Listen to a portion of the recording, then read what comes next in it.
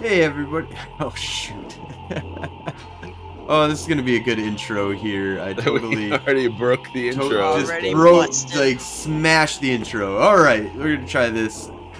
Good morning, Jake. New Eden! Today is April 10th, 2022, and this is the Federation Frontline Report. Actually, April 17th. Oh my But god. okay. Oh my god. See these things?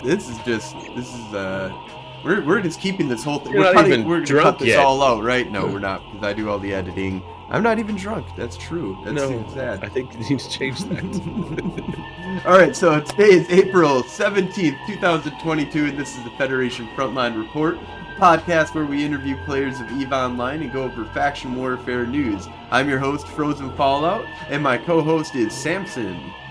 Good morning, New Eden. Today we are interviewing Reilly Reese of Mercury Arms Inc., a squid. Uh-oh.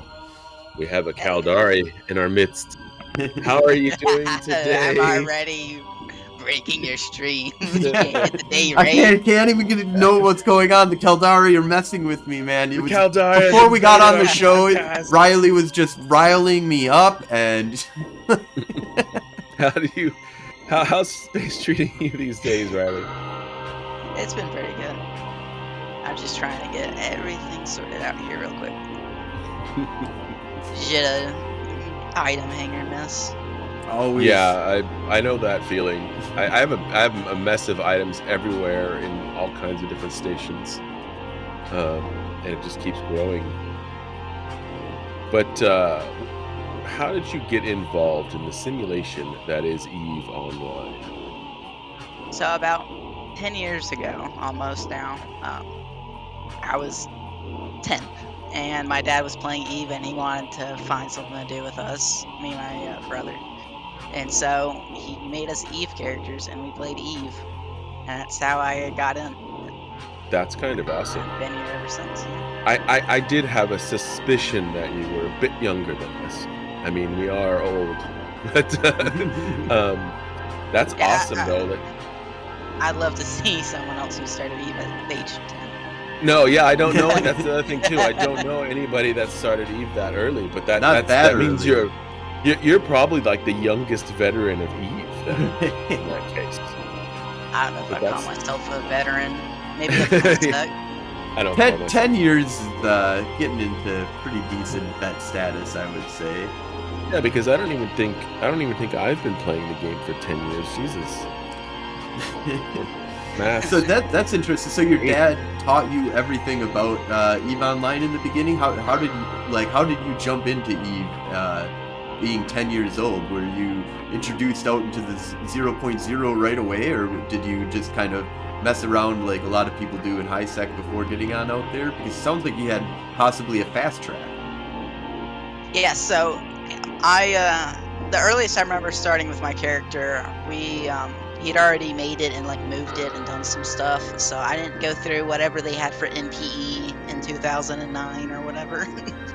But yeah, I was just running missions with him in high sec, and then where we were living, there was also an ice belt back in the time when ice belts were just like normal belts, and so we did ice mining too, and that was about it for a while. We were just doing that. So you just did the relaxing mining kind of. Did you worry about getting ganked or getting attacked at all during these times? Did you have any like your first time getting ganked? I have so far avoided being ganked at all. Oh, really? This whole time, yeah. I don't know. 10 years But yeah, of. if anyone was worrying about getting ganked, it was my dad worrying about it for us, because I had no idea what that even was. And the first time that I witnessed one was my brother got ganked while we were mining, so that happened. Goon Swarm at the time, I think it was about 2011. Goon Swarm had decided that they wanted all the high sec ice belts for some reason or one another, and so they were like making people pay to enter the ice belt, and they had tons of catalysts just flying all over the place. It was crazy. Yeah, that's a standard gank fleet in ISEC. Urza says that we got to inform code and safety about Code and safety. these not getting ganked. That's impossible. That's a ding on there. I mean, I don't think I've ever actually ganked in high sec on any of my tunes. I have. I have done some fun sitting on a station and just scanning whatever comes out as soon as you get a barge or something that, not a barge really, but industrial hauler is what we were usually looking for. We never did that like mining ganks, but we always did like the transporter ganks back in the day. So you started off in mining. Where did you progress? What was the next like major thing that you moved on to in EVE Online? So we were running the level 4 securities. We were mining. We did some PI when that released. Okay, yep. So you were at the dawn of PI. So do you have like an ancient setup now that's been like running and making you pass Abyss forever? Oh no, so my dad's the one who like spreadsheeted it all out and figured it out. I just did the setup, like put the thing where he told me to put it, and then we would fly out there with Badger Mark IIs back in the day, Yep. which is now the Terra. Yeah, and we would just do that for a while. We were there when Wormholes released. I don't think we really did much of it with Wormholes though. And then Incursion, we did some incursions. And one day while I was at school, my dad took my character's Raven out somewhere to an incursion and got that blown up. Oh no! Uh-oh. Were you mad? Did he get it replaced? I was sad, but back then, the way that battleships worked was like they were tiered. So it went like Roke was, you got that at level 3 battleship, you got the Raven at 4, and then at 5 you got the Scorpion. So he bought me a Scorpion instead, which actually was really good back then for everything. But then between then and now, they've obviously retooled it into an E-warship. I still have that Scorpion just sitting there. I'm not sure what to do with it now. Fly it out to low sec. Yeah, go get it blown up. ECM someone to death.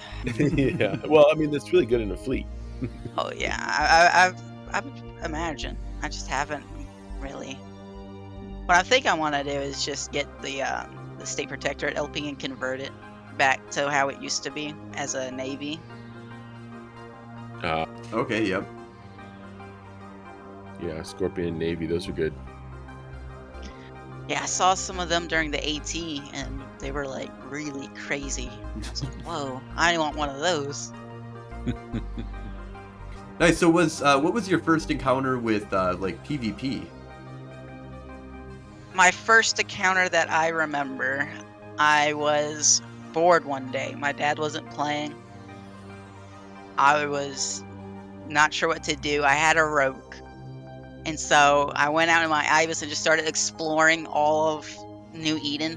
And then at some point in Lowsec, I found like this pirate NPC battleship. I'm like, oh, if I blow this up, it'll give me money. So I went and flew all the way back home, got my Roke, flew all the way back. And while blowing it up, I was jumped by a whole bunch of little pirate frigates. Oh, yeah, that'll do it. And it's a really funny story because they were trying to ransom my ship. They're like, get out. It's like, eject and we'll spare your pod and stuff like that. And I was 10. I was panicking. My dad was at work. And so I went and got my mom, and she was like, what? Pirates everywhere. And for the next like 30 minutes, she's trying to explain to these frigate pirates that they are holding up a 10-year-old in a battleship. Yeah, right? Like they're gonna believe that story. Right? But the way that I was talking to them, and then my mom, like, it's so different, and they're like, either this is the best con artist ever, or this is actually what's happening. And they ended up trying to sell my ship back to me at a discount because I was done. Yeah, I can see that. That was my first time. You'll never see that on my Z kill because nothing died. But that was Yeah. my first time. So you got That's pretty properly awesome. ransomed though. Like they just made you Yeah, pay. so, like, that's crazy, like, I haven't even like, when I started playing, or, no, I should say when I got to low sec, that kinda stuff didn't even happen anymore. Yeah, So I still think it's crazy. this was 2010, back when in the good old days is what they say. The good old days. Oh, I like the game now, but yeah. Yeah, so was that something that got you excited for more PvP type stuff, or did that dissuade you for years to come to be like, no way, this is like low tech is scary? Yeah, I haven't really I didn't really go back to low sec for a long time. Um, there was a lot of periods back then where my dad would stop paying for Eve, and because he was too busy and stuff like that. So Hmm. there are a lot of like lapses, like year-long lapses between Hmm. then and now where I wasn't playing. And I would spin up like a whole bunch of trial accounts just to see how Eve was doing at the time. And like I was watching the fan fests and all that. So you were Um, probably super excited when alphas came out then. oh yeah, that was a huge deal. It had been a while since I'd played or like looked at anything, and so I looked it up and I'm like, wait, I can play for free now. Ooh. So I went through a whole lot of recovering of accounts. Oh, really? Yeah, I suppose. Yeah, so, like, all of my alt accounts weren't made as alts, they were made as trials that I spent a painstaking long amount of time with CCP support recovering. Wow.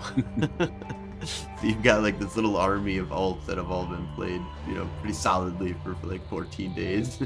Or was it a Yeah. month period time that they gave you back then, or I can't So, remember. normally, they would give you, like, 14 days or a week, but I remember at one point I had found a YouTube video somewhere on YouTube that had a month-long trial account link on it, and it was the only one I'd ever found, so that I bookmarked that, and I would always use that specific YouTube video's description to get myself a month long. Oh, nice.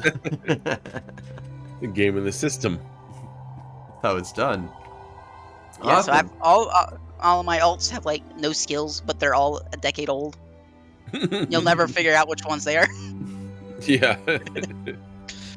So, when was the first time that you got into faction warfare? Is that just recently that you've jumped into that? Yeah, so I had meant to a couple of different times.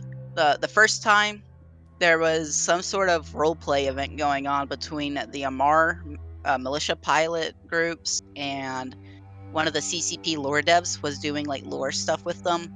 He was spawning like Blood Raider dreadnoughts to attack their Fortizar and stuff. So I was like, "Oh, I want to get in on that." But by the time I like got into it and my character had skilled up, it had ended and all that. So I was like, "Eh." And then I did make another character that I was gonna use for Kaldari ones back then as well. But the streamer that I was going to be playing with stopped streaming at the time, like Eve. Okay, And yep. so that character is now in a high sec alliance for war deck stuff because I want to learn high sec war combat as well. So he's just sitting there waiting for a war ping for that. But yeah, this is my first real time actually being able to get into it and start doing stuff. Oh, cool. So you joined up with the Keldari, and you do streaming as well. Hmm. Do you stream your faction warfare stuff, or do you what is this? What's the kind of streaming that you do? Um, so I haven't streamed any faction warfare stuff yet. I did stream my Eve streams so far have been an Iron Man challenge that I was doing with another streamer called Gory Xander. But he recently got a job and it's been kicking his ass apparently. So he hasn't streamed much since then. So that whole thing is kind of in limbo right now. I stream Phasmo sometimes as well as Halo as well. Okay, cool. Yeah. So I don't do only Eve, but So it I've sounds like done you have not just in Eve, but in all aspects of your streaming kind of activities. Is that you've got your fingers in a lot of different things. There's you're doing a lot of different activities out there, and checking out a lot of different stuff. That is really cool. So yeah, it's been a lot of fun. What's your favorite part of EVE Online? Would you say after experimenting with doing high sec ganking or high sec or war decking and faction warfare, mining, industrial? I'm guessing that you might have done industrial stuff. Yeah, so I do a lot of indie stuff, sort of. I have a great tendency to never let rat wrecks be unlooted. So I take all of the junk and I reprocess it and build into ships.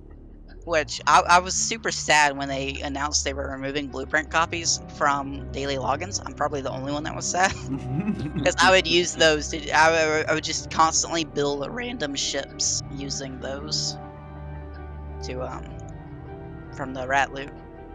Oh yeah, so yeah, you've been able to build up and kind of create your own little industry of building up different kind of cool things, and just kind of having it more random based on whatever CCP's giving you for free, basically. So that's kind of cool. I like, I think I've talked to a couple people that have said that it was like, oh, the rewards were the blueprint rewards weren't necessarily bad, but a lot of us, yeah, every time I got them, I was just like, well, that goes into a folder.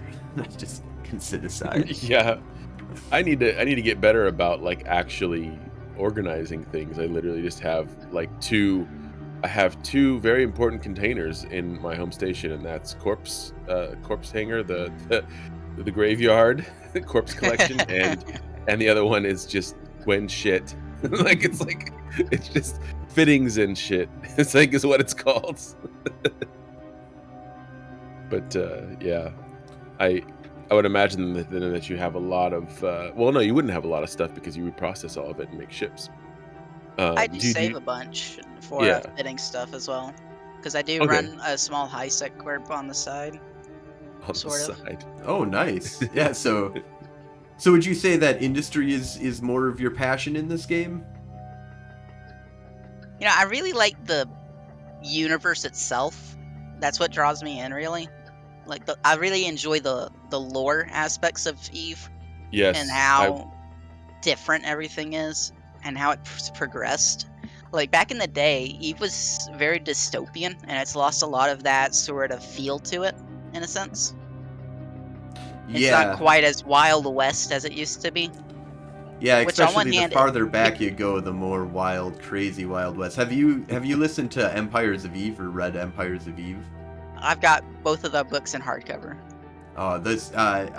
They did a really good audiobook of it too, and it's something that I'll just throw on while I'm driving around. Whenever I have a long drive, I'll just throw on some Empires of Eve because it just is so interesting to go back and listen to all the crazy how the original Wild West was. As soon as beta was such a big time to prep and get ready, and they wiped the server all the time, so you had to constantly go from zero to building a huge corp. And so by the time that they got to the actual launch of the game, they were all a lot of corporations were just already prepped and ready to just jump right into the game and just try and explode and build up their own little empires. But there was only a small handful of corporations that were really ready at the very beginning, and other than that, there was just wide open spaces of just trying to figure out what the heck is going on in this game.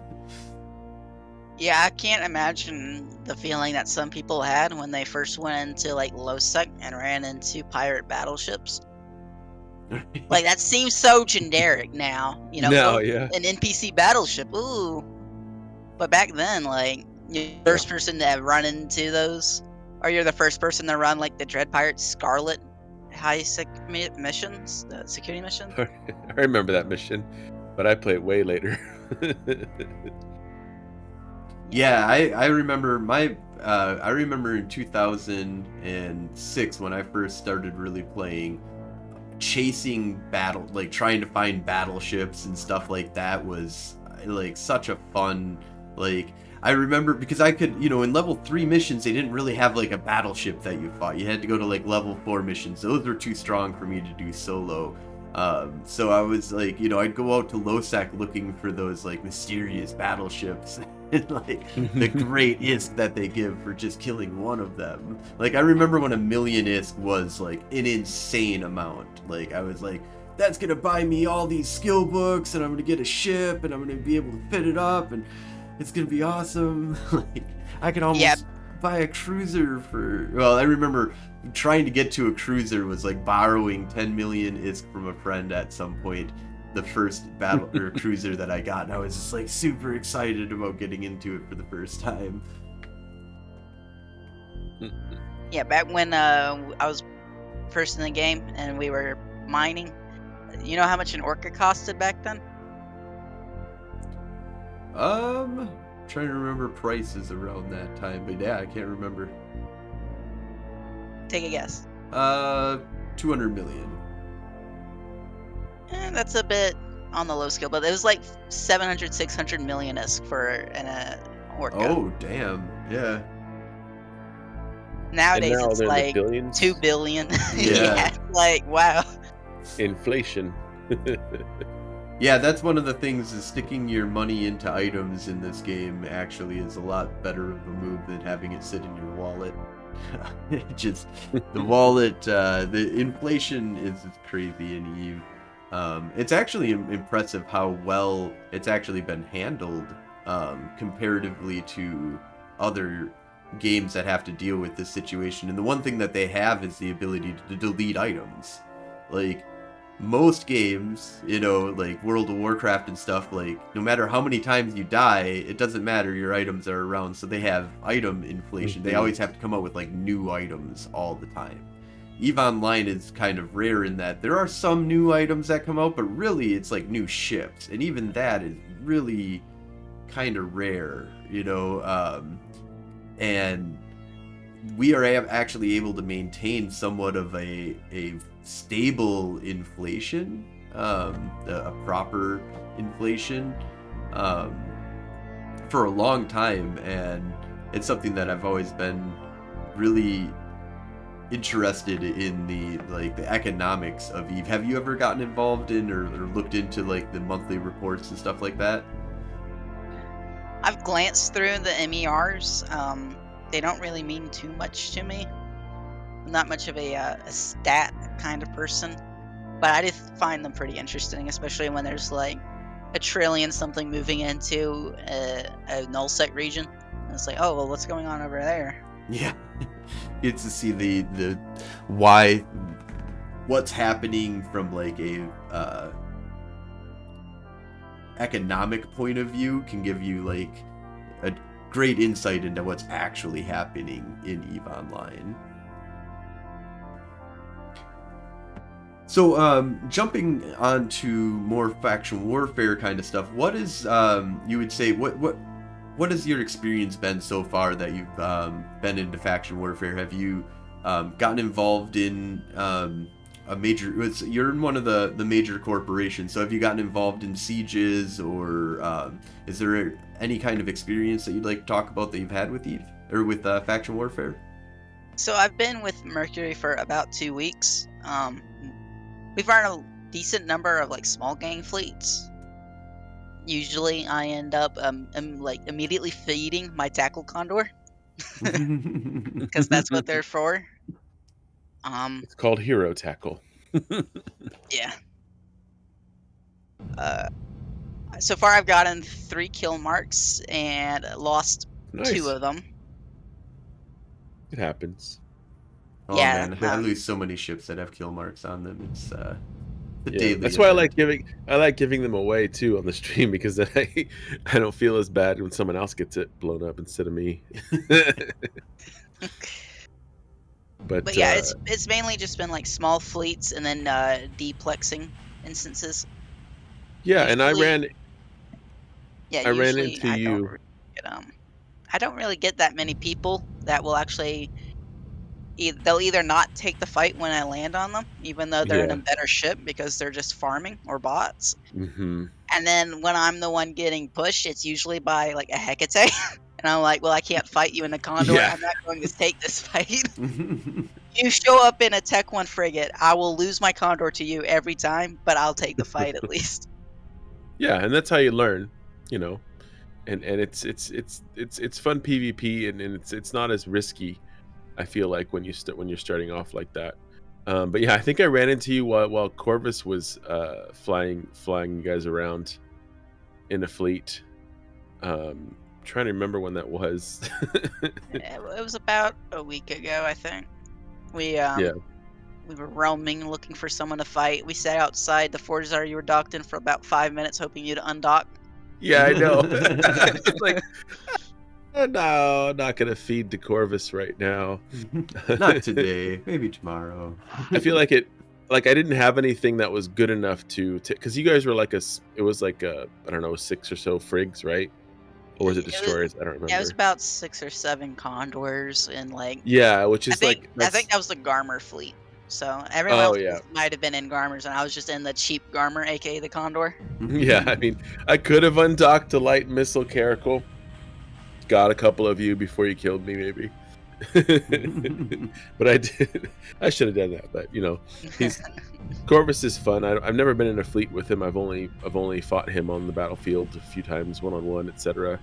But yeah, what have you had like a favorite PvP thing instance or experience in the past? Like, what's your Yeah. favorite So, PvP? in 2019, I decided I wanted to try nullsec for the first time. I ended up in a mainly German alliance operating in Syndicate, Hmm. and at the time we were expanding into another pocket of Constellation, and there was a bunch of Russians that were living in there called the Sun is Behind Us. They're really good small gang people, Hmm. and we ended up in a lot of fights with them. And at the time, there was a fight that started brawling out on one of the gates. They were in like cruisers. Our guys were in like frigates and cruisers, assault frigate type things. And I just rolled in with a Prophecy battle cruiser and just started blowing up a whole bunch of their stuff. It's Nice. a Prophecy. Yeah. So I got a couple of really nice kills there and completely changed the dynamic of the battle. And that was really fun. Yeah, when Uh, you introduce something like that into like, because that's like, I'm assuming was it fit to like kill cruisers? Because it that would. was rapid light fit with heavy Oh, okay. drones. Yeah. Oh, that yeah. So heavy drones to DPS on cruisers and rapid lights to get rid of any frigates or just quick DPS, right? Yeah, it was Um, about quick DPS. I ended up with like so many prophecies down there because our doctrine at the time was sacrileges, which aren't uh, super meta anymore. But I've only the seen lead up, one. yeah, the lead up doctrine for like Tech 1 and Alphas was Amar drone boats that fire missiles. So I had like a whole bunch of prophecies, and I was just flying them around because they were super expendable. So do you Yeah. prefer like fleet combat over solo piloting PvP? Yeah, I'd have to say I prefer like at least small gang. I'm not super confident solo yet. Yeah, it does take a lot of like It's a different losing game, ships, like you said it and before. You just got and to I keep don't know on which I throwing like. stuff away. I think I like Fleet more, but I mean, I do solo, but like, just I don't know, hanging out with people in Fleet is just a lot of fun, Yeah, have you and in found like small have game. you made a lot of like really good friends in playing Eve, or because it sounds like you've had a lot of your formative years in Eve. So I'm wondering how does that socially how has that worked out for you in Eve? So my dad didn't really like me and my brother interacting with other people in Eve while we were younger. That So makes I didn't sense. really form anything then.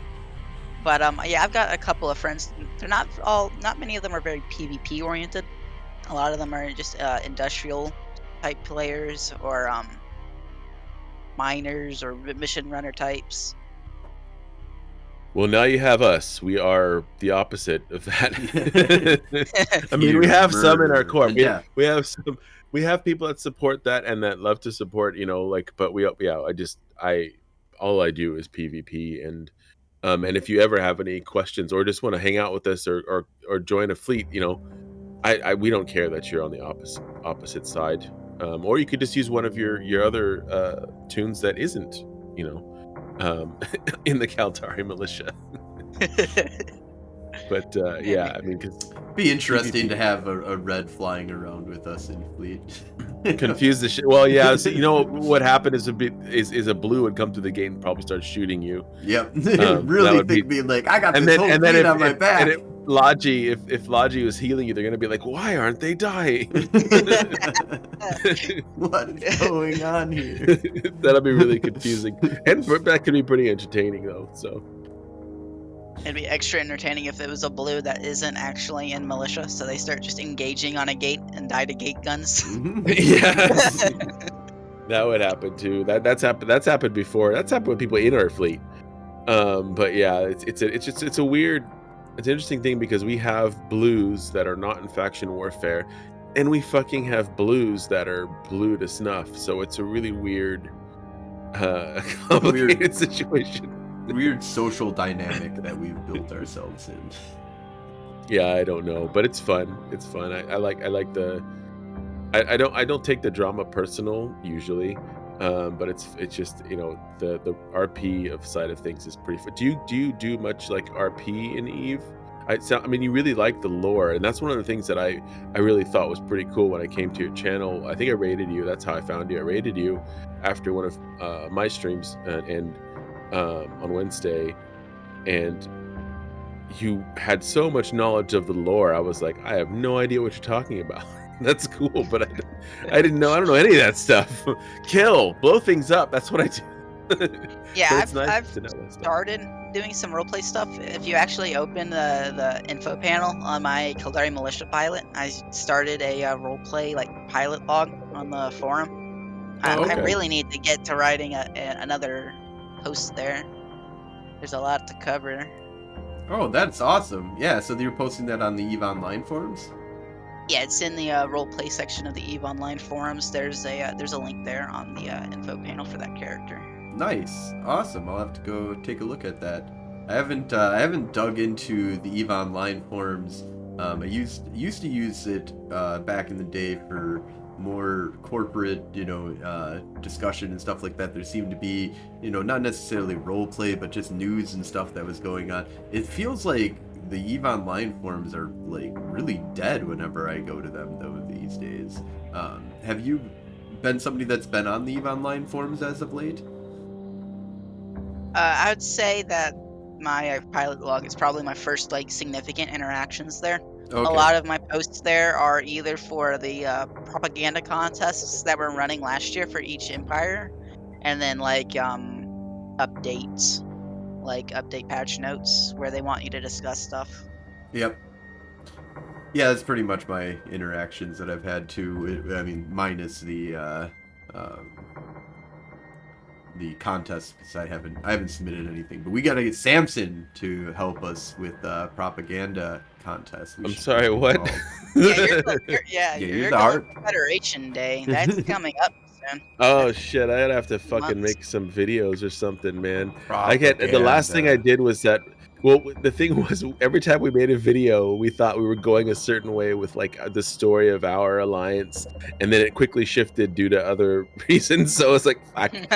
I just made that video. I mean, it's still a great video, but now we're gonna make a different video, and we're gonna do a different video. I think you made the last one, so I took a break off. But I had a lot of fun doing that too, because I made the most ridiculous thing where Gwen's just blowing everything up in her Gnosis, and what I did was I just recorded.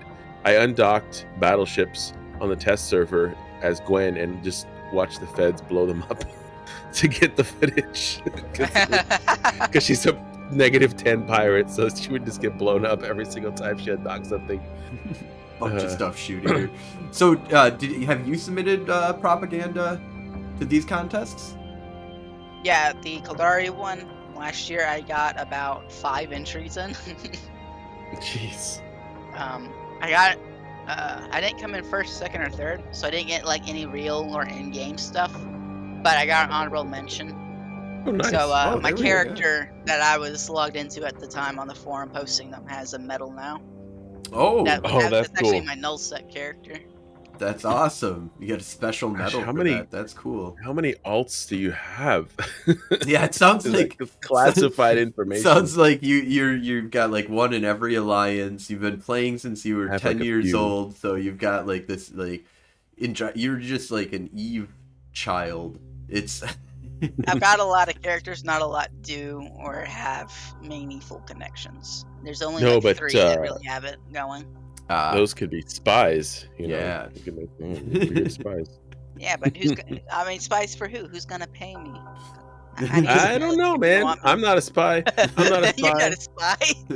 I'm not a spy. It says I it on my character. It says not a spy. It's one of my titles, so I have no idea about that espionage stuff. I don't know what that stuff Yeah, it's not like he's streaming all of our stuff to Snuff every Wednesday night. Yeah. Hey, Snuff, we got several fucking Venmax full of shit sitting on a gate. Come blow them up. You gotta ask him to give you some money for your intel. Yeah. I was just start paying. I'm gonna request $1 billion. So ISKA a Samson, I month. just looked, and it looks like we've got some major payouts that have been happening. Hey, I don't know what to you're talking your about. Dude, that was the first thing. Well, we'll talk about that thing later. But yeah, that let's say I have been accused of working with the enemy in the past and accused of staging things. So I don't. and what's great about it is in neither of those cases did I actually do those things. So. But you get to. But that's you what get a to spy ride. would say, I guess, right? Yeah, that's exactly what exactly. You're liar, pants on fire. No. And now we have actual opposing faction on our show, but Riley's not a spy. Riley. I'm too tired. I'm too busy to be doing that crap. Yeah. Also, you're potato scum. I actually have a Dominic. corporate lackey. Yeah, I've Tater got of death. I've got the special commodity on my nullset character that is the fake Dominic's model. That's actually a potato. Like that's an actual in-game item. I love it. Beautiful. I don't remember who gave it to me, but somebody gave me a Dominic's and I named it the Tater of Death. Tater of Death. Oh, I remember that was my first battleship. I remember getting in that thing and going and running level Definitely. 3s. It's like a dirigible. You can't hurt It's like me. a blimp. A looks brick like a in blimp. space. So, going back to faction warfare, because we are a faction warfare podcast. Is that what this is? I don't know what this is. I just blew the opening like I didn't even know what the hell was going on. I don't know where I am anymore. Anyways, is there anything that you would like to see changed in faction warfare? Any ideas that you've had about the experiences that you've personally had? So yeah, I've actually had a lot of interesting ideas. I think that might fix some of the problems that people have with faction warfare. Because what I've heard so far is that plexes aren't engaging. They're easy to farm, and then the farmers then change how the system works. And then there's also a lot of people that complain about citadels. So I think those are the 2 main mechanical problems in faction warfare, and I think there's a couple of ways that it can be fit.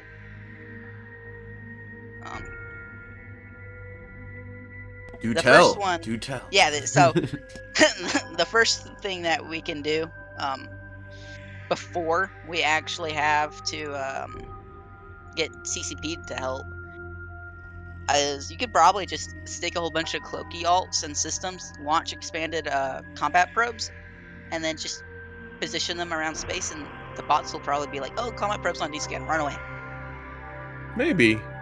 It depends on their. I know that it seemed to me that most of them would run away when you showed up outside the plex, but then that would be caught. That would, you might as well be botting yourself if you're just gonna sit outside plexes. Yeah, always be trying to fight the bots is a It's a rough. tough thing because they'll It is. adapt to what you're Because doing to a certain degree. there's also like not bots, but people that and I think Yeah, you were there are a lot confirming of that this. do A lot of farmers. empty farmer ships that some of the most annoying ones just have like stabs and you know like they can just warp off in like a less than a second.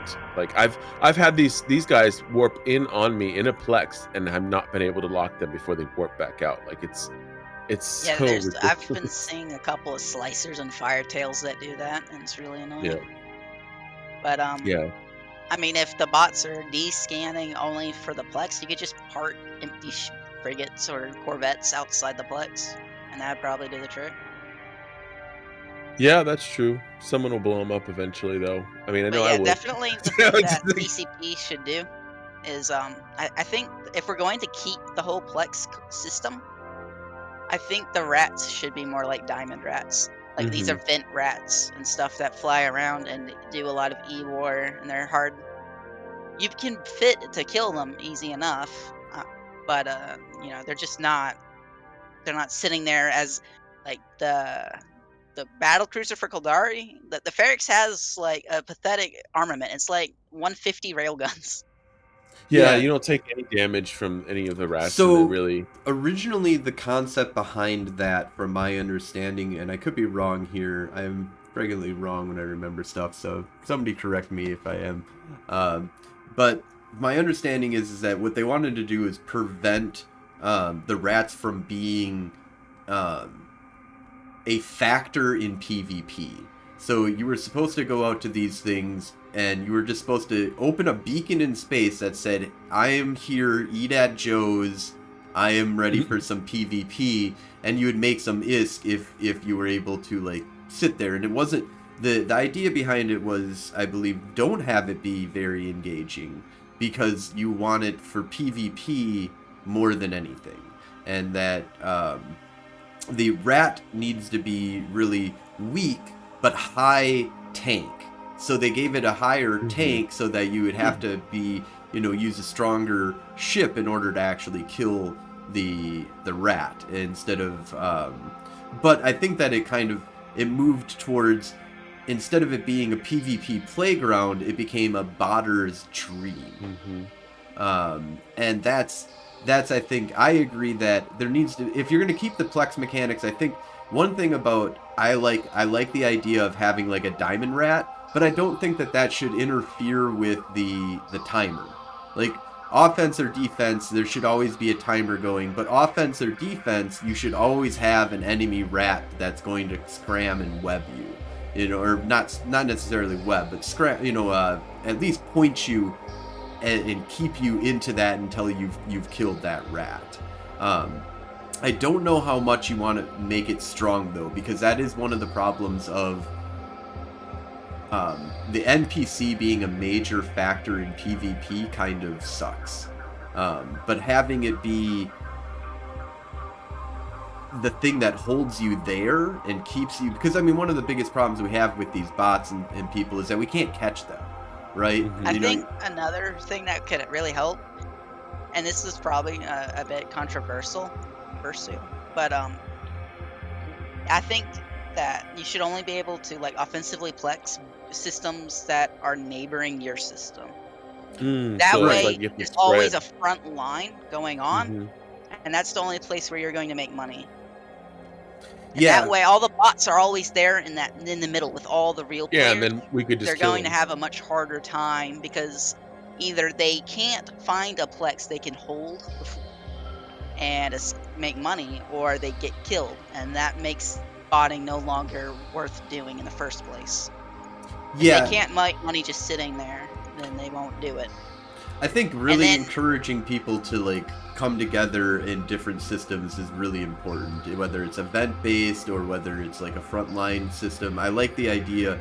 I mean, the argument against that is that you stop people from spreading out in faction warfare, because there is a natural spread without the bots. There's just a natural spread of people kind of having these small little pockets of weird space in faction warfare that they're always fighting for or trying to maintain, and they build up So that kind of goes away a little bit when it comes to the frontline ideas. That's the one retort that I've heard that's really solid of like, that does kind of suck that, I but think you could get around it if you had some sort of deployable that you could acquire from your faction's LP store, and then you deploy it, and it's like a Sino sort of beacon you could deploy it anywhere in the faction warfare space, and that will let you commit like a flanking capture opportunity.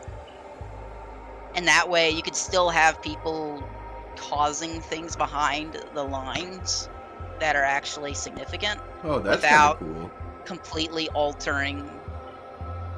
negating the whole concept of frontline. So you could have like, well, you've got your one court Strategic that's in ops. faction warfare that's always holding the front line, and then you have another court that does this sort of like black ops flanking, deploy the converting beacon type thing. And then I Interesting. I also think it would be really cool if instead of having like an iHub bash, what if you did something like the pirate fobs in high sec? So you guys may not be familiar, but I'm a little bit every familiar with them. yeah, so every so often a pirate fort operating base will just spawn somewhere in high sec, and it's either Garustas or Blood Raider. And what it causes is it causes diamond rats for these pirate factions to spawn in the game in that system, and you'll have like a small fleet that just goes around to asteroid belts and citadels, and if it's a hostile citadel, they'll bash the citadel. In high sec, they can't ever really like they don't have enough damage. It's usually like 5 kestrels that are Hmm. for the Garustas. Mm-hmm. So it's not really a determining factor for those. But then you also have like NPC mining fleets for that fob. And if someone attacks the NPC mining fleet, then they run away and it spawns a response fleet. And then, of course, you have the actual fob itself, which also spawns its own defense fleet. And it's kind of like a citadel. It's weaker and it can do like ECM, it can newt, and it can web, but it doesn't actually shoot back with stand up.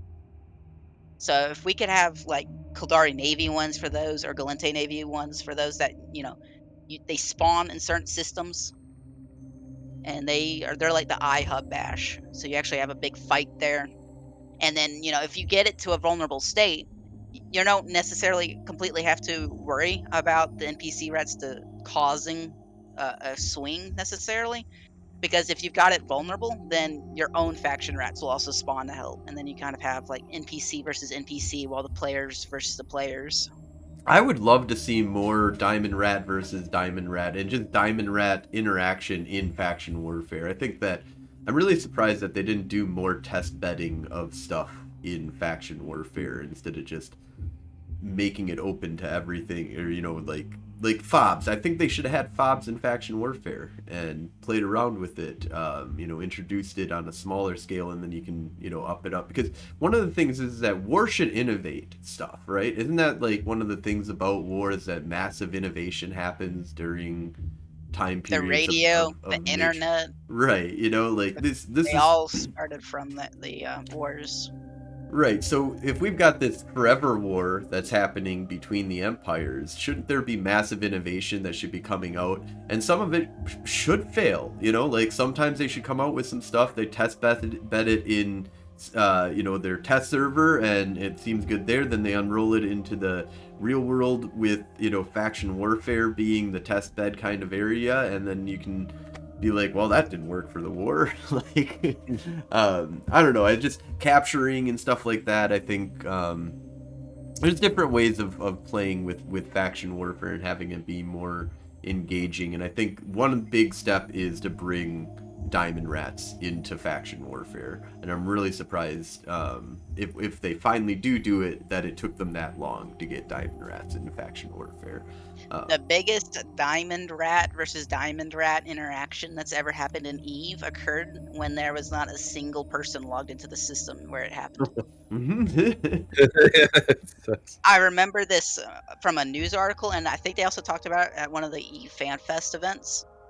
There was a server node that was drawing a lot more power than it should, considering that the systems were very empty.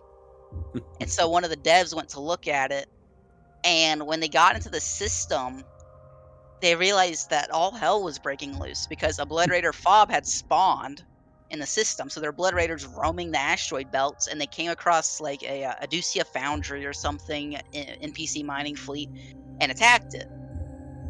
So that caused the Aducia, response fleet to show up, and it just kept escalating with more and more waves from both Well, sides that showing up escalated on quickly. grid to fight each other, and that's why they changed some fob mechanics, unfortunately. There is no more escalating waves of these diamond rats in the asteroid belts. You kill the asteroid belt response fleet, there's that's it.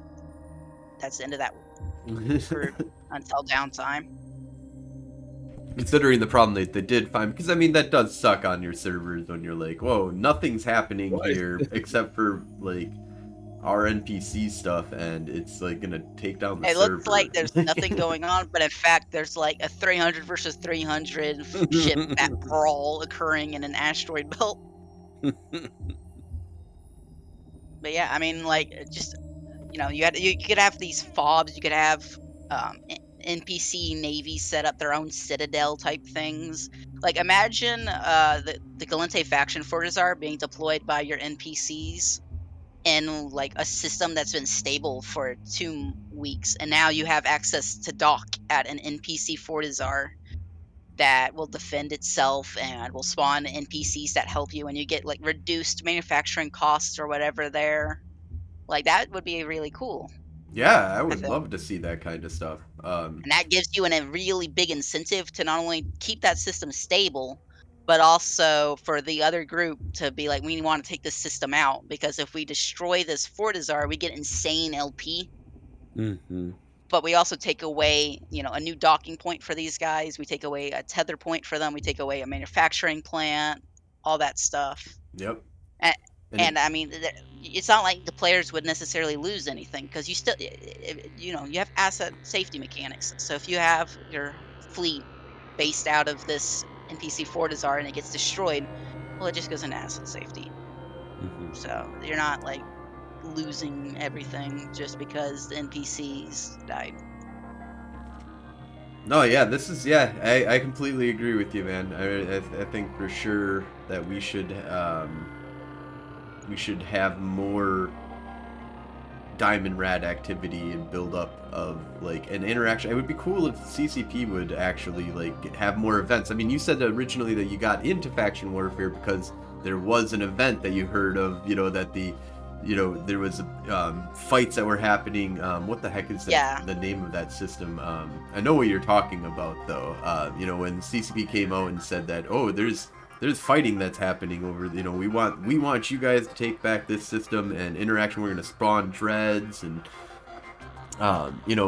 there's I think that this is the playground that CCP should jump in and start being like, okay, we're going to have events, we're going to have cool things, we're going to have different tryouts of and mess around with diamond rats and see, because I mean this is where diamond rats I think should be fighting each other. That'd be really cool.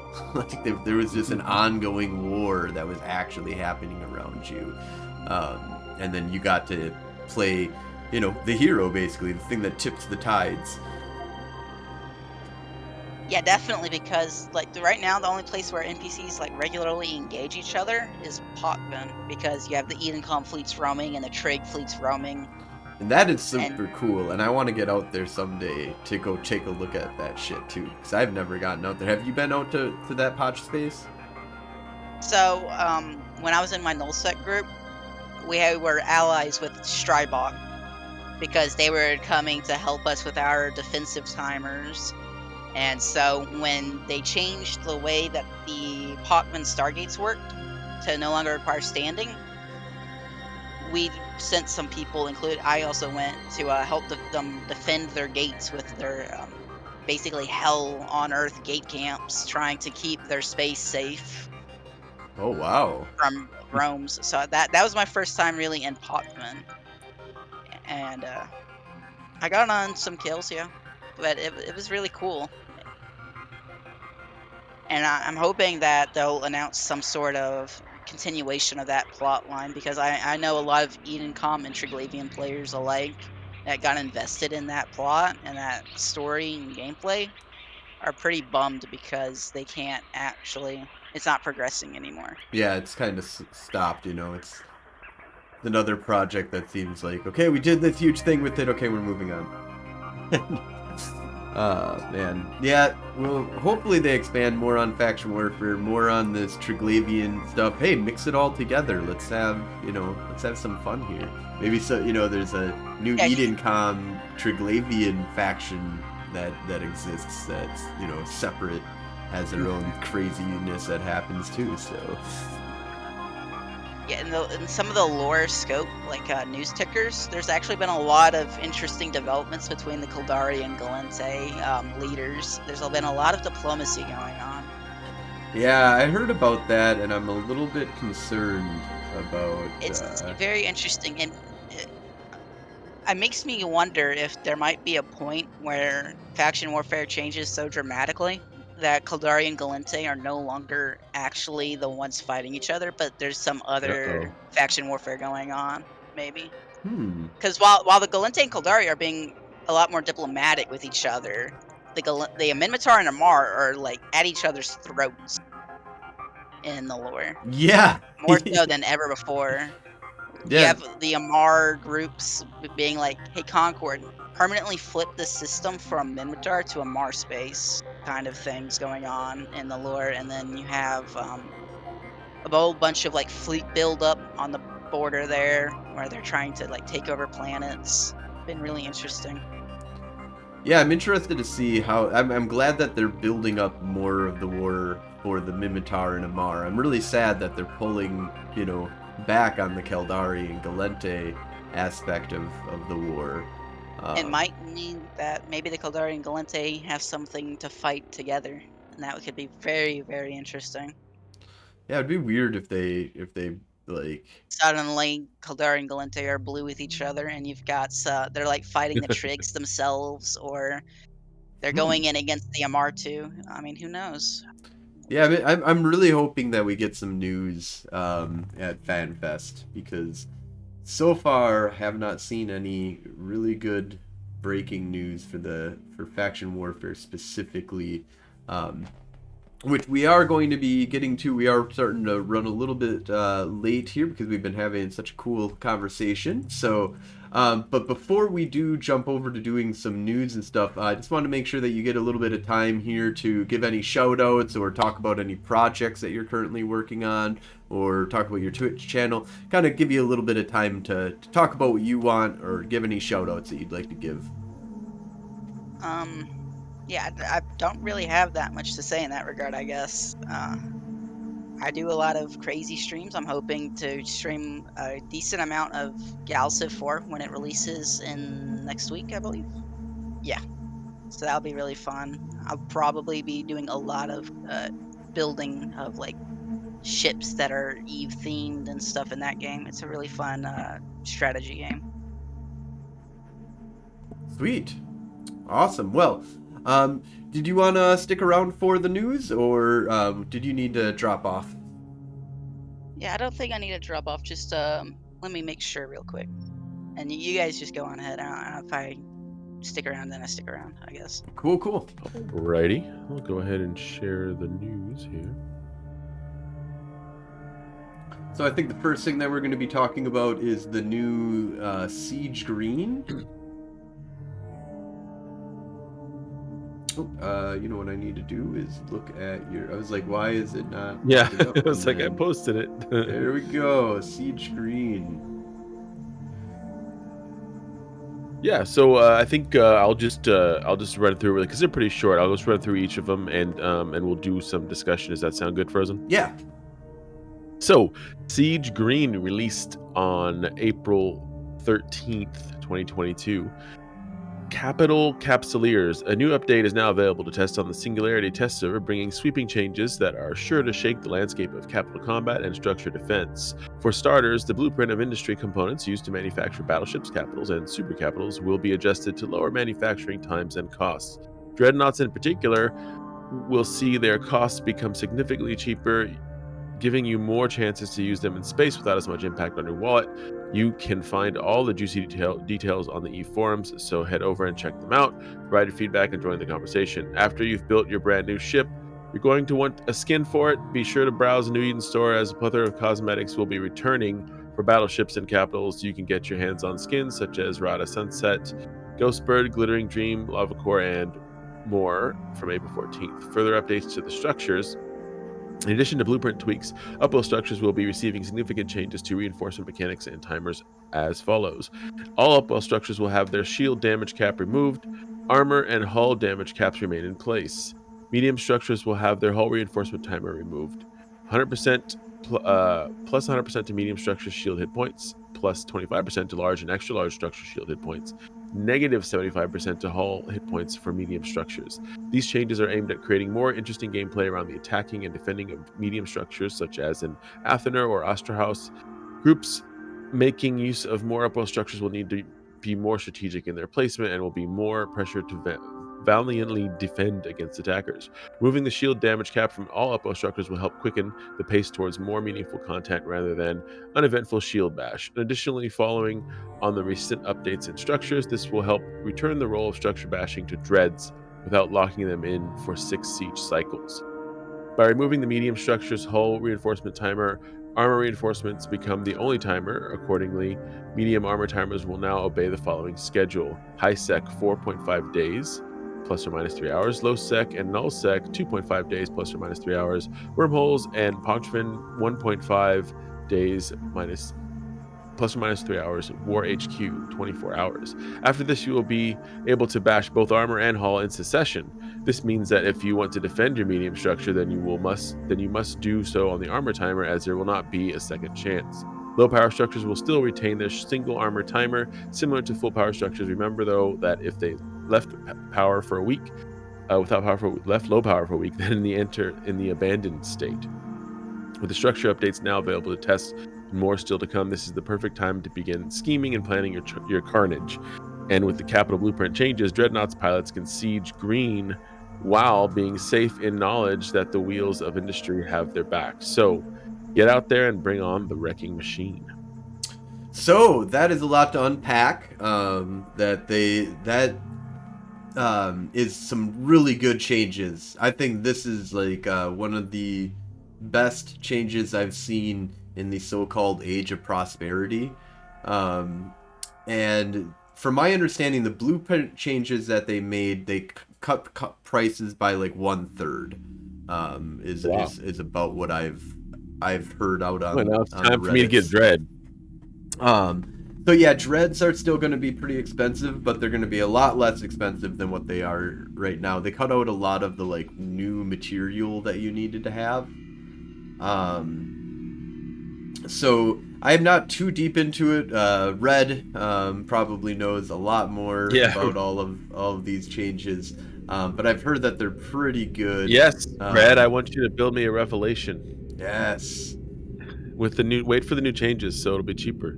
Yes. But I think that that's a huge thing. They're making battleships cheaper, a lot of the capitals and stuff like that, because they were ludicrous prices.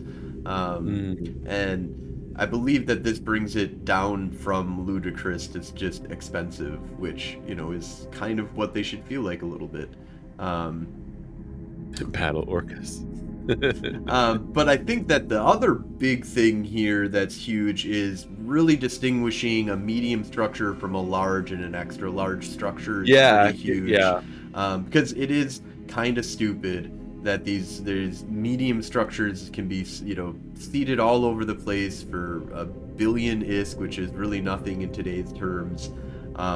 And it took you 3 timers to take them down, and the shield timer, I mean, from my understanding, most people didn't ever show up to shield timers ever.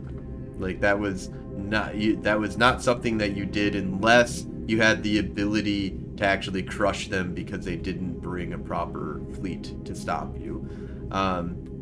So I think that that's definitely a huge thing, is taking away that shield timer, the shield cap, so that a DPS cap, so you just you can just come in, blow the living hell out of the fucking shields, and get the hell out. Removing that damage cap is awesome. Medium structures not having a hull reinforcement timer, I think that's fair. They're little structures, they should be one less timer. You've got one important timer for it, that sounds fine. Extra shields is fine too, because there's not a damage cap anymore. And 75% reduction to hull points to medium structures, I think that's awesome. It just, if it gets to armor timer, and you're gonna get screwed if you can't defend that structure properly.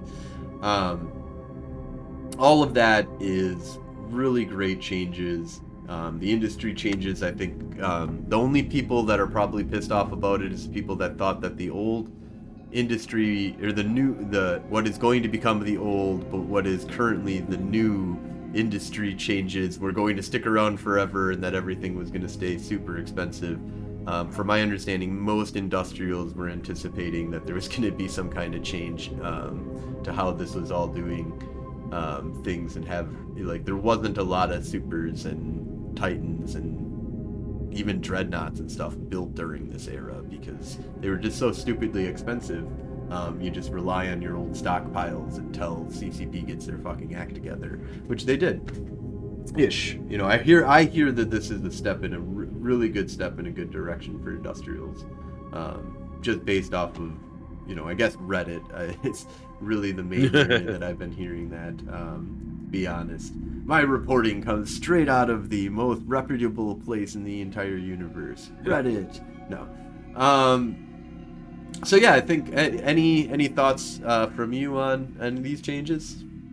Yeah, I mean, it's interesting. I haven't been too involved in structure bashes, and also I don't have or own any dreads right now. But I think it's nice that they might be a little bit cheaper, because that's one of the things that was holding me back a little bit. But I can fly a dread; just never had one.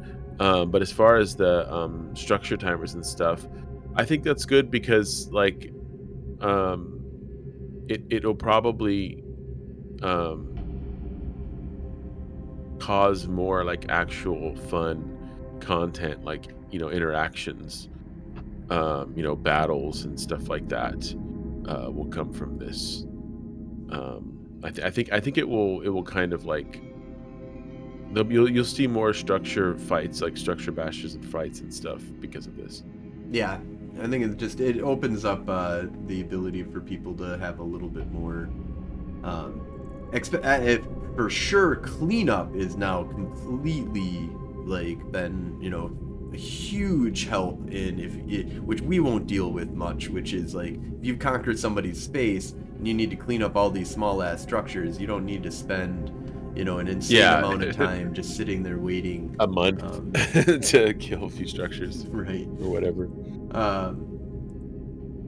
But so let's go ahead and move on over to, I think the next one is the monthly economic report. Not about any, but yeah, I'm free. Oh, so. Cool. Here we go.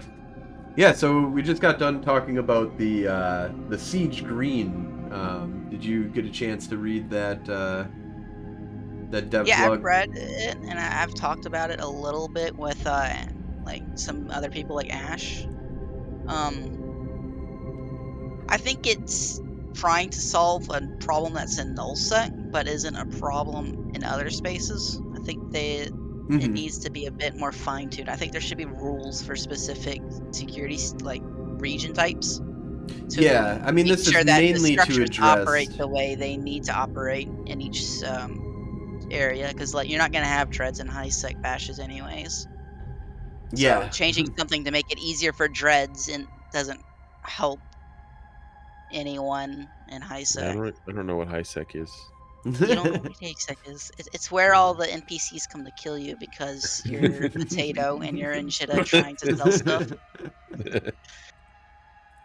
Yeah, no, that is a good point. That this really is a good address for the 0.0 problem with structure spam, but it doesn't And I guess it addresses a little bit with by removing the timers and stuff like that. Like, I mean, and the damage cap, is kind of a thing. I think that it can help a little bit with high sec or structure spam to a certain degree, but Well, the way that high sec wars tend to go is you have a large group that war decks a minor group, because they would just want the cores for their Athenors or whatever.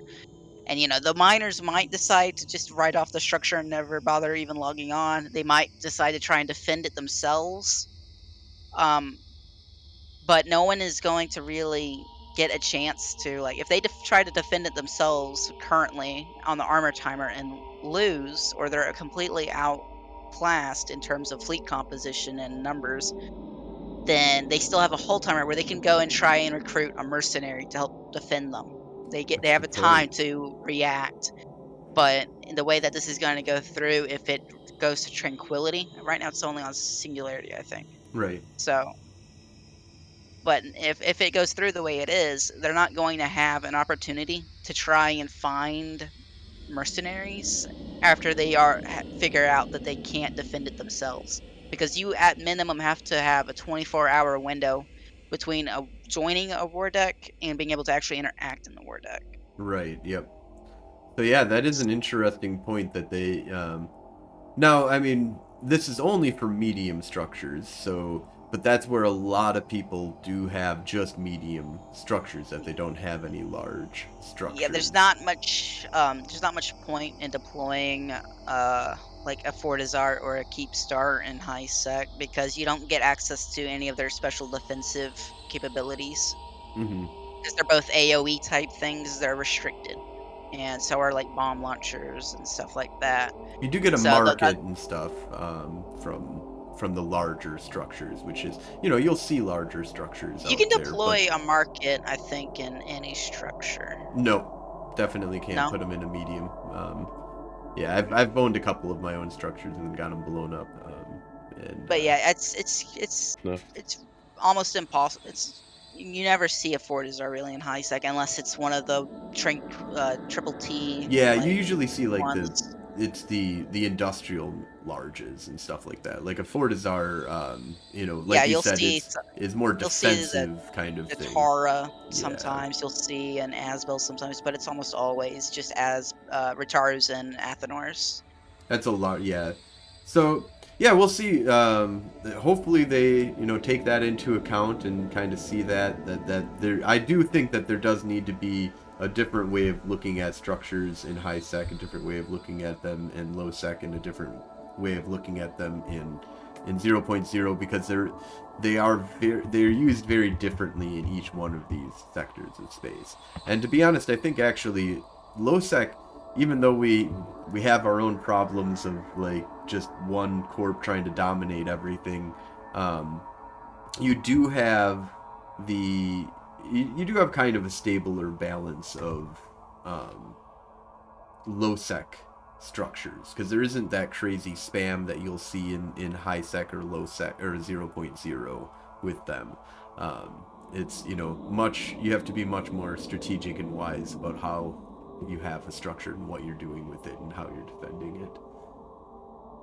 Yeah, I think the issue when it comes to citadels in low sec, it's not really an issue in a normal low sec, but I've heard it's a lot of problems in like faction warfare low sec. I think the solution there is actually pretty straightforward. I think the only way you should be able to anchor a citadel in faction warfare zones is if A, you're in a faction warfare corporation, and B, it's this is kind of an optional one though. Like if they put faction citadels in the faction LP store, and those are the only ones you can anchor in faction space. Oh, that would be interesting. 'Cause- So then you have ones that they're not going to be they're not like the Dracois ones, the ones that were like one-offs conversions of the not Sol Sov sex in stations. But like imagine like a faction Astrohoos or whatever, and that's the only thing you can deploy, or a faction Ritaru or whatever. That would be Or interesting. And that would also drive up the value of LP at the same time, because now you can have access to unique citadels. I think that'd be really cool. Alternatively, you could just bring back the way that posses work in high sec, where you have to buy the charter. So the people that are operating citadels in faction warfare have to like constantly acquire charters from the faction that owns the region they're in. Yeah, that makes sense. Yeah, and then you'd have make it like the charters that can only be gotten through like the LP store. So you gotta like kind of be paying the people that are Yeah, you fighting have for to your be. land. Yeah, like you have to be in some way, shape, or form. You have to directly interact with the faction warfare itself. If like, if you follow the A where you have to be in the faction warfare corp, then obviously that involves you. If you do the charters, you have to at least be paying for those charters to either faction warfare people or getting them yourself, kind of thing. Mm-hmm. I think there's a lot of opportunity there to really integrate the space more into the faction warfare and differentiate it from normal low sec. I think the That's way true. that you have to fix low sec, you have to treat both types differently. That is true. Yeah, I think that that is something that does get kind of washed out. That you know, faction warfare is in low sec, but faction warfare is a very different zone of low sec than any other area of low sec that there is. But moving on to the monthly economic report, there's a lot of numbers that go in here, and I don't think we don't really have time to kind of go over them all. But I just want to point it out that it is out there. You can look at a lot of these different things. You know, we of course see that Delve is back on top of the total mining value by region. That's where all the moon mining is taking place. Well, that and Veil of Silent are the two, like, just home wreckers of economic outpour.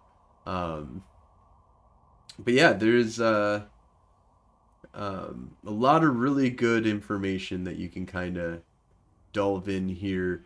And I really wish that Eve would hire an economist again to like give us like a breakdown of this report and what. Yeah, it's a lot of information. It's a lot of info.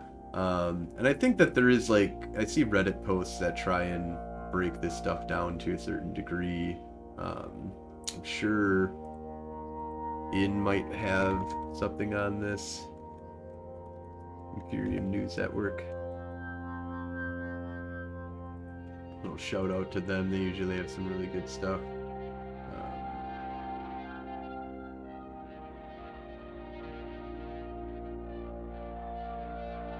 Checking here. Doesn't look like they have one up yet. But let's go ahead and move on to the last little bit of news that we have here from the greater EVE news community. And that is, and I don't think we even need to read through this one, but basically blockchain and EVE Online. Apparently NFT stands for not for tranquility.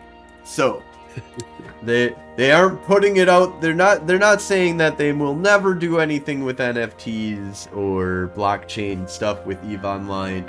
But at this point in time and the foreseeable future, EVE is not going to use that technology, which I'm really happy to hear. Good news. And I'm going to be really pissed off if or when they backpedal on that and go, well, you know, we said that like 3 years ago, and now look at what we can do.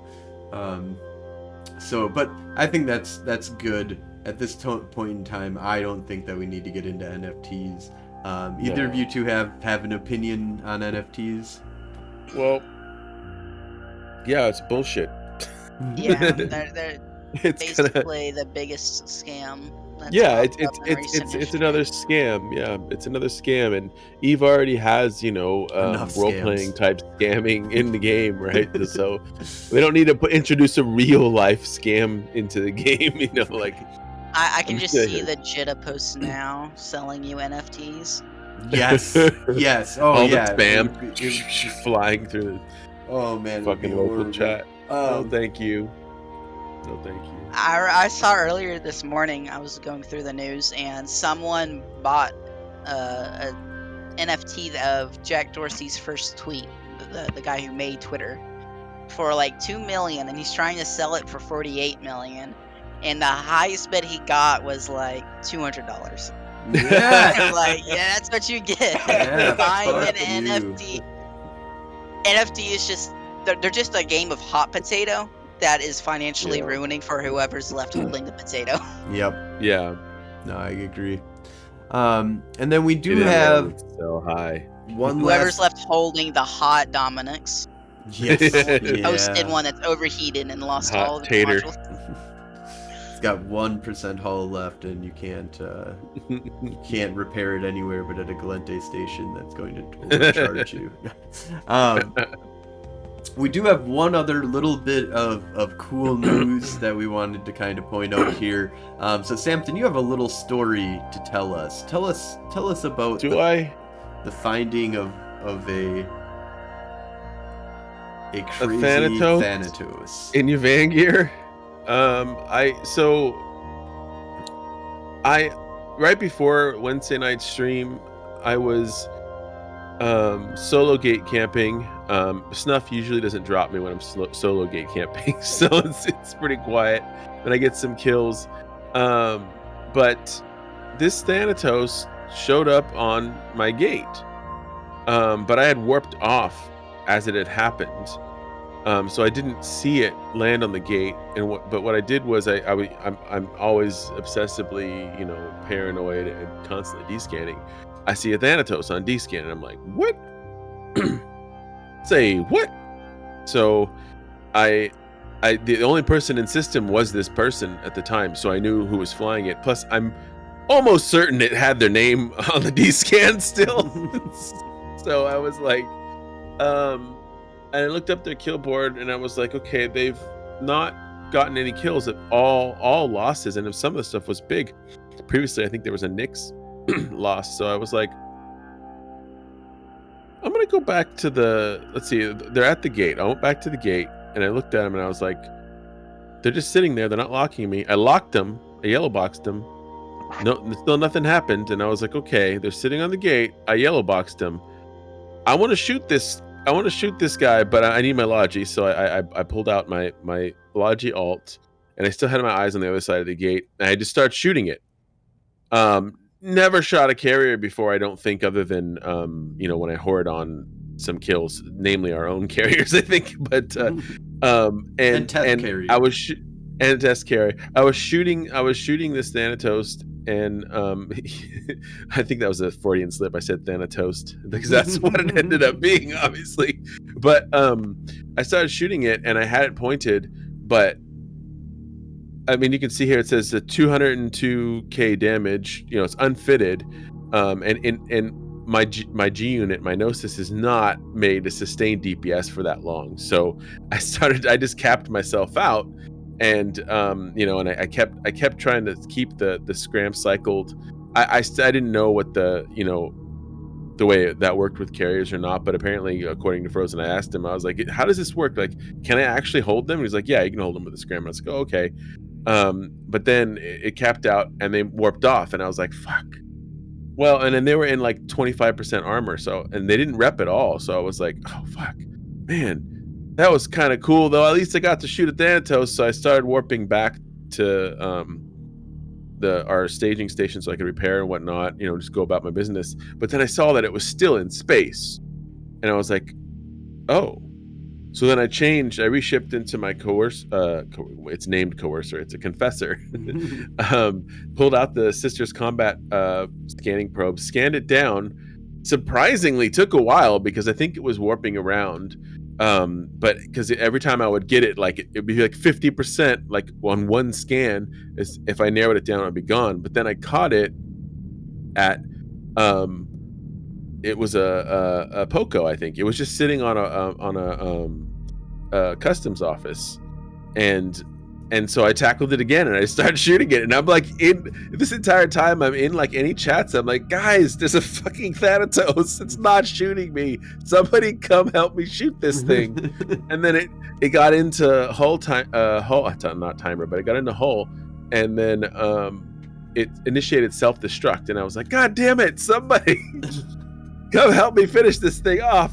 And then I think one of our buddies, Jorian, came, but he got there just as it self-destructed at like, I want to say 40-50% hull. And I was disappointed because I didn't know how that worked.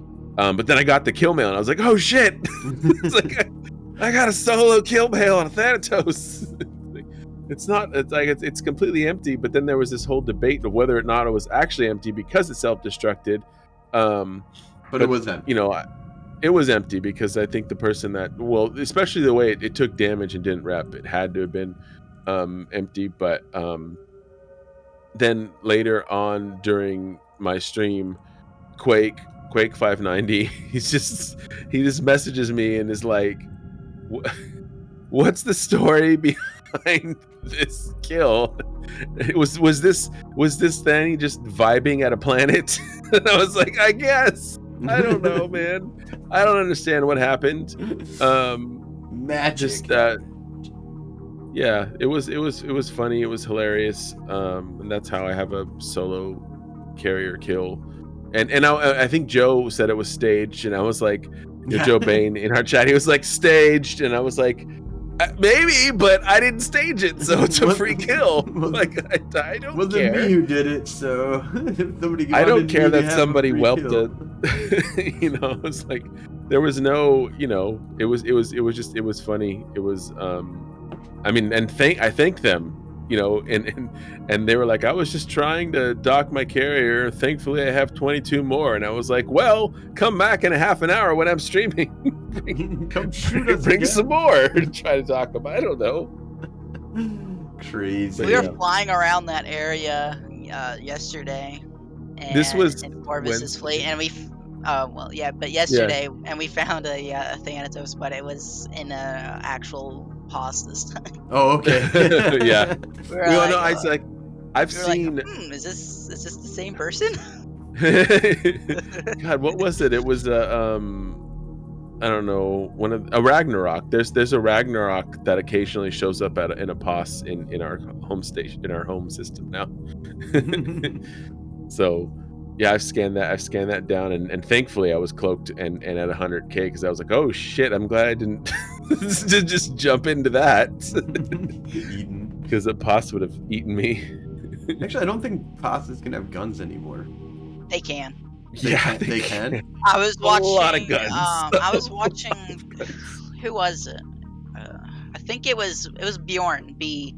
He was roaming nullsec, and someone tried to bait him into a POS that was covered in Garusta's crew's guns. Ooh, yeah. And they pulled up the Ezekiel page for this person, and that's all they do.